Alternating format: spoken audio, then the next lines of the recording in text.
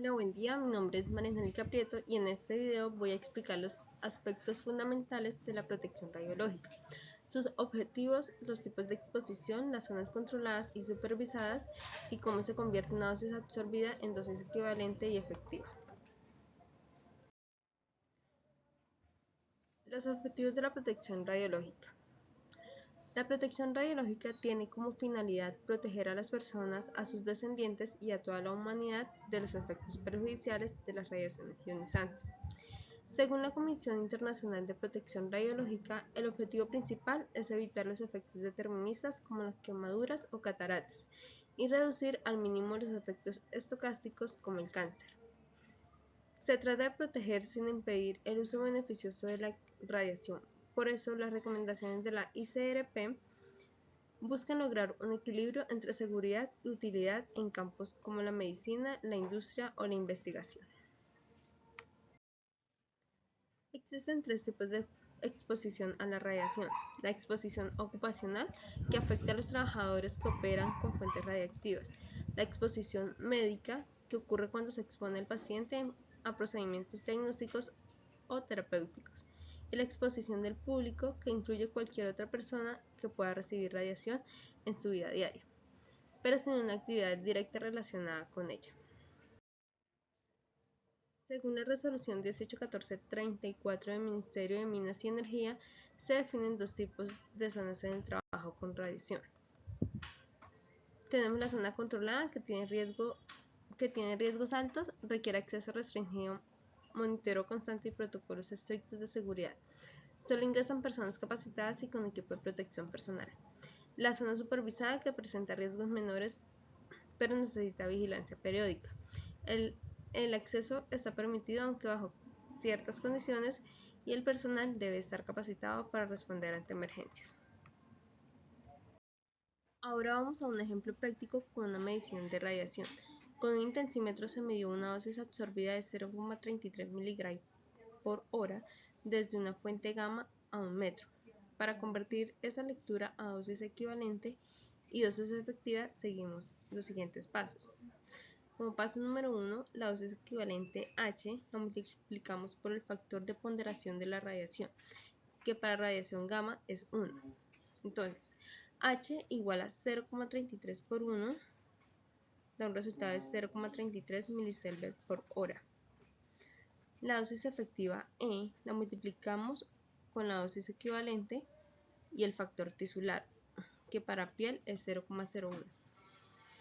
Entonces E igual a 0,33 por 0,01 igual a 0,0033 miliSievert por hora.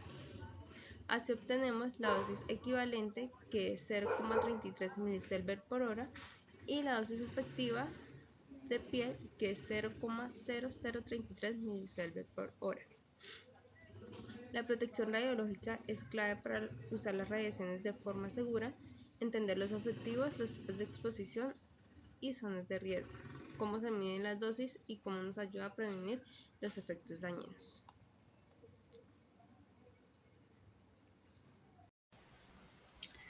Hola, mucho gusto. Mi nombre es Jenny Alexandra Llanos Sánchez y hoy voy a hablarles sobre el uso seguro de las radiaciones ionizantes.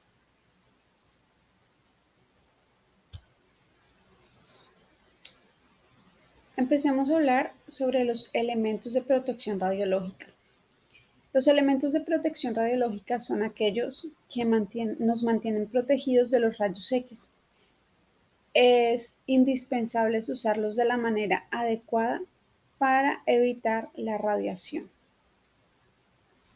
Entre estos elementos tenemos lo que es el delantal plomado, que ayuda a proteger nuestro cuerpo, y la manera adecuada de utilizarlo es que él quede bien ajustado y que quede tapando la ropa y en lo posible los brazos.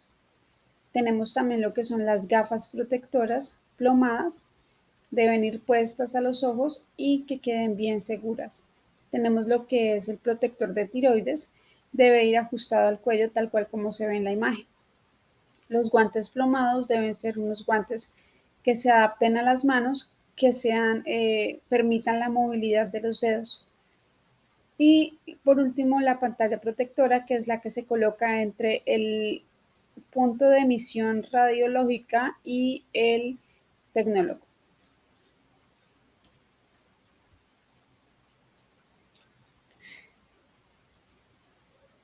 A ver, ahora vamos a hablar de aplicar los principios de protección radiológica en, en, en diagnóstico y medicina nuclear.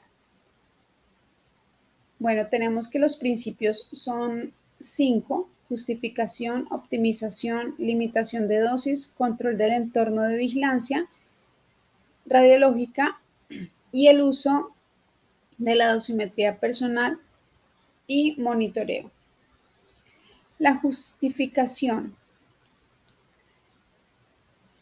En radiodiagnóstico solo realizan estudios radiológicos cuando el beneficio supera el riesgo.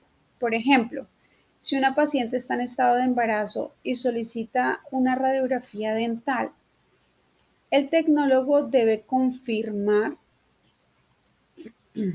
la indicación médica y buscar alternativas como una imagen sin radiación, si es posible.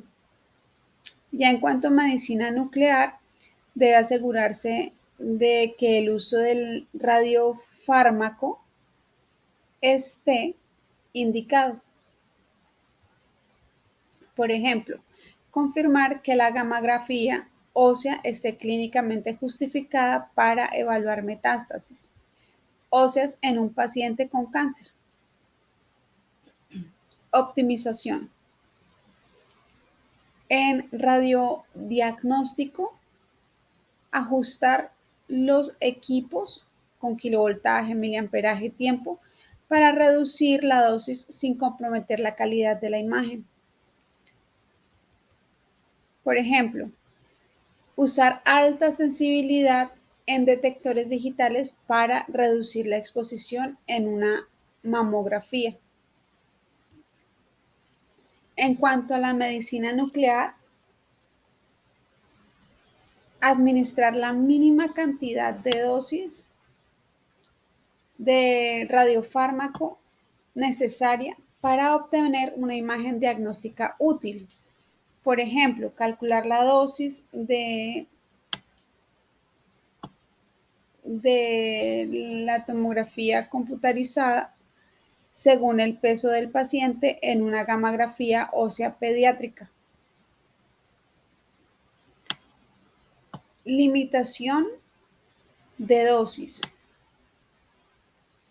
En radiodiagnóstico, utilizar protectores plomados y colimadores para limitar la irradiación a órganos no implicados. Por ejemplo, colocar un protector de góndolas en un niño durante la toma de una radiografía de pelvis. Esto ayuda a minimizar la exposición en sus partes íntimas. En cuanto a medicina nuclear, minimizar la exposición a otras personas y al entorno.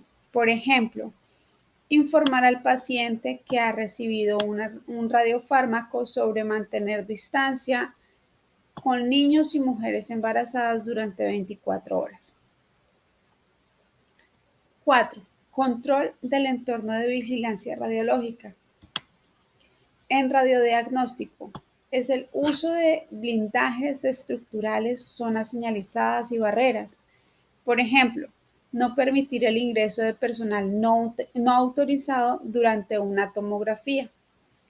En medicina nuclear, el manejo correcto de desechos radioactivos y vigilancia de contaminación. Por ejemplo, utilizar detectores de contaminación para verificar que no haya residuos en la sala tras una administración intravenosa de radiofármacos. Por último, el uso de dosimetría personal y monitoreo. En radiodiagnóstico y medicina nuclear, el tecnólogo debe utilizar su dosímetro todo el tiempo y revisar los reportes. Por ejemplo, cambiar el dosímetro según el periodo establecido y reportar cualquier lectura anómala.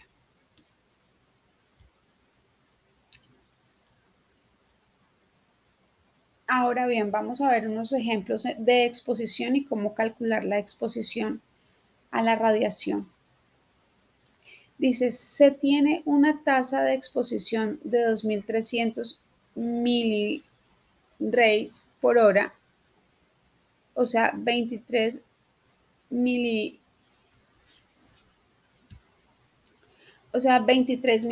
por hora. Si el trabajador está expuesto durante 15 minutos, ¿cuál sería la exposición ocupacional total? Bueno, la exposición ocupacional total es de 575 milirays o aproximadamente 5,75 miligray durante 15 minutos. ¿Cómo calculamos esto? Mediante la siguiente ecuación. Es primero pues miramos los datos. La tasa de exposición decimos que es 2300 milirays por hora o 23 miligray por hora. El tiempo de exposición decíamos que eran 15 minutos o también podríamos hablar de 0,25 horas. ¿Cómo calculamos esta ecuación? Entonces la ecuación dice que es la exposición total, lo que vamos a calcular, es igual a la tasa de exposición por el tiempo de exposición. Entonces eso nos da un total de 2300, que es la tasa de exposición, por los 15 minutos, que decimos que son, lo convertimos a horas para poder cancelarlos y sacar los milirays. Entonces decimos que son 0,25 horas. Cancelamos horas y entraríamos a multiplicar y esto nos daría un total de 575 milirays, que si lo pasamos a un equivalente de miligrays me darían 5,75 miligrays.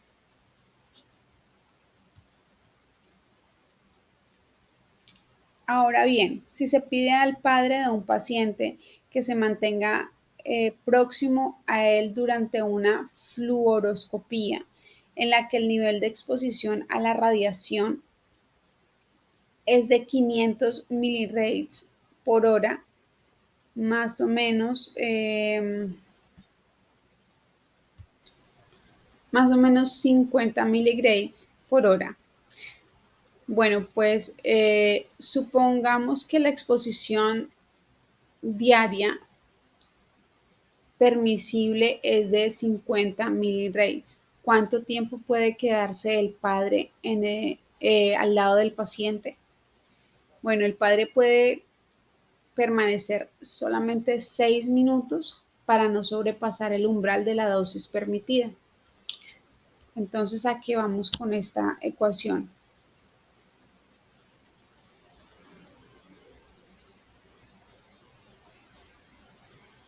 Bueno, aquí tenemos cómo calculamos esos 6 minutos.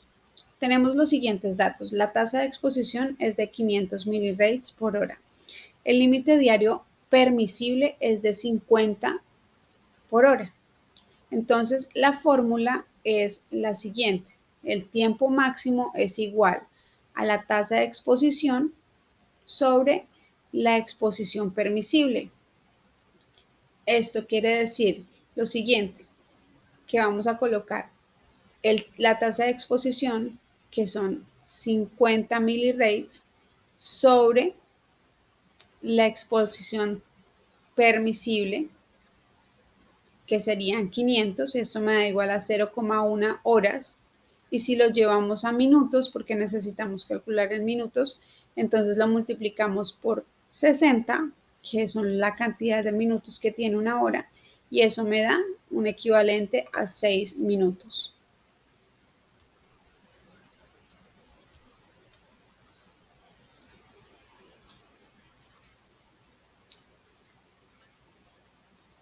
Bueno, ahora vamos a hablar sobre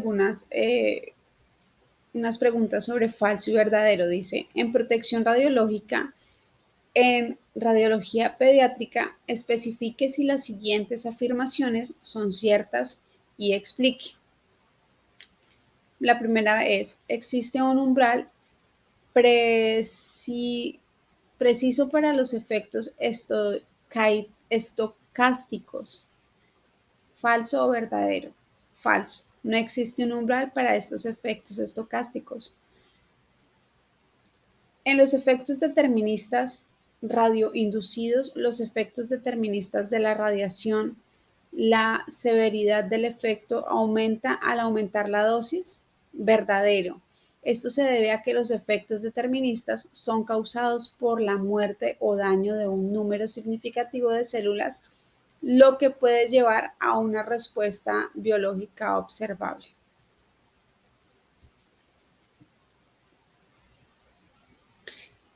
Siguiente pregunta. El riesgo de radiación en niños es de 2 a 3 veces menor que en adultos mayores de 45 años. Esto es falso.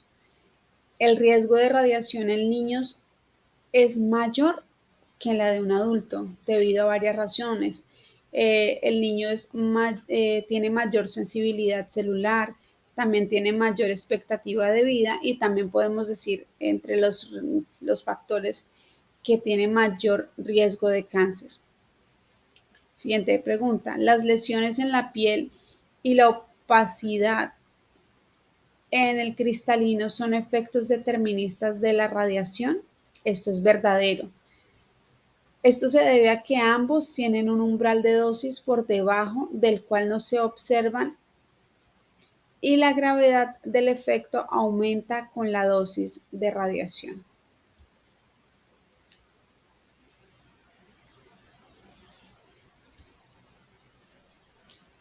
Esto es todo. Muchísimas gracias.